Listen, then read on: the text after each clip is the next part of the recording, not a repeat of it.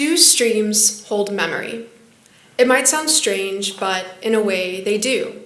Streams are more than just bodies of water. They're complex systems that can hold on to nutrients and pollutants for years, slowly releasing them over time. This hidden process can have major implications for water quality and ecosystem health. My thesis work, which is a collaboration with AquaPA, our local water utility, explores the long-term impacts of land use on water quality, specifically nitrogen concentrations in 6 southeastern Pennsylvania streams.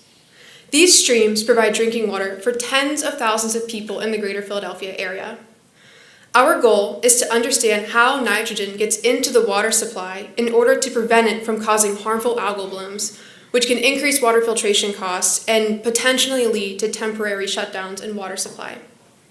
To do so, I'm evaluating a long-term stream chemistry data set and analyzing historical nitrogen inputs from various sources, such as agricultural and commercial fertilizers, livestock manure, and wastewater treatment plants, to name a few.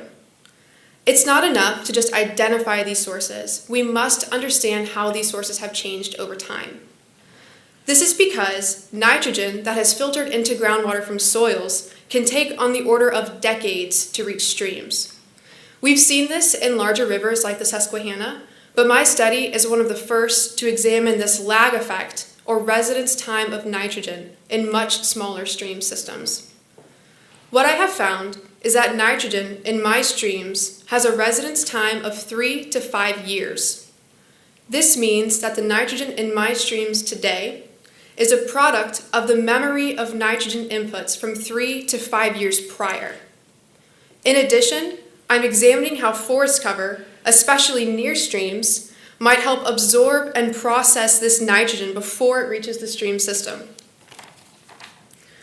Forests act as natural filters, reducing nitrogen pollution by capturing and storing it before it can enter streams. In short, they're nature's way of reducing and removing these bad memories. My findings suggest our current approaches to managing present-day nitrogen loads in stream systems are not enough, and that we must also account for the memory associated with historical land uses. Equally important, my results show that planting trees near streams should be used as a mechanism to counteract these bad memories from the past. Collectively, these insights will help guide better land management practices to protect our water resources and help ensure cleaner, safer water for everyone. Thank you.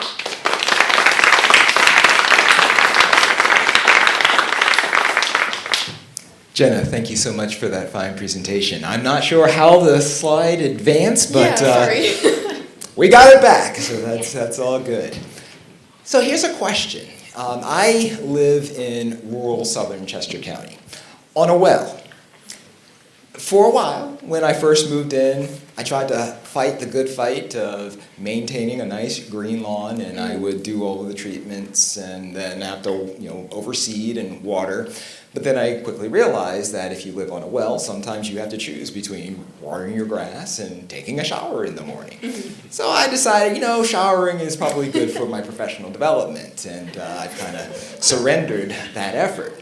But I do have a question about some of that past behavior that I engaged in when I got the Scots and the other fertilizers and put it on my lawn. Should I consider that my lawn has a memory and that there may be impacts that I should be worried about? Yeah, absolutely.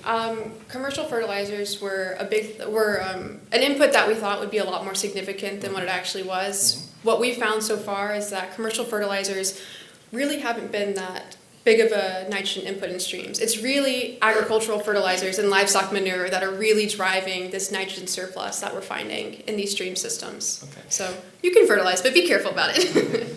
So I guess that's a good and a bad story, because I did say rural southern Chester County. I was like, okay, so my Scots isn't too bad, but I guess that dairy farm that my son milked 200 cows every summer at is a part of a problem. Mm-hmm. So are there other good questions? Yes, right here. Is there anything that individual households can do to reduce nitrogen in the water supply?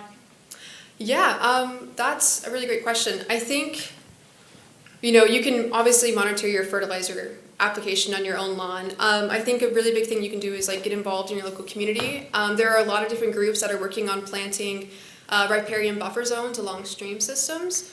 So getting involved in those types of groups and help planning these riparian zones along our streams can really help reduce the amount of nitrogen that's able to enter these systems.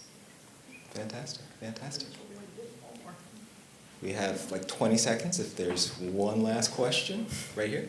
Yeah, when you're thinking about these bad memories, is there any way to penalize or sort of get a hold of the things that are causing this if it's 3 to 5 years in the past? What do you mean? Like, sorry, Zach. So it's fine. So if I, go to a stream and I dump a bunch of nitrogen into it, nobody finds it until 5 years later. Yeah, that's a really great question. I'm